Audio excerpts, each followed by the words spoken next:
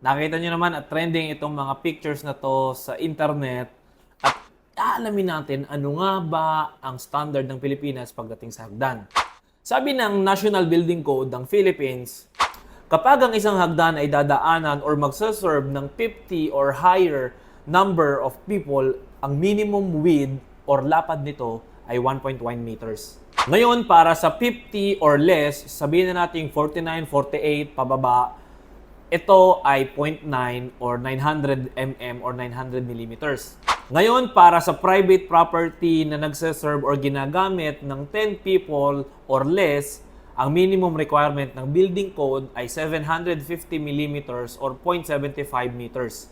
So kung titingnan natin itong picture na to, ito ay malayong malayo sa 750 millimeters. So kung ano man inireklamo niya dyan, kung bakit tinapalan ulit at pinatungan, maalin niya sa dalawa, mali yan. Ngayon, itong mga baitang na to, ang tinatawag natin na thread.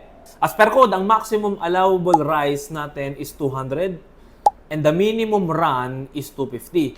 So huwag kayong malito. Maximum yung 200 na height dahil kapag mas mataas yung rise natin, mas mataas ang tendency na matatalisod. Kaya maximum allowed is 200 mm as per building code.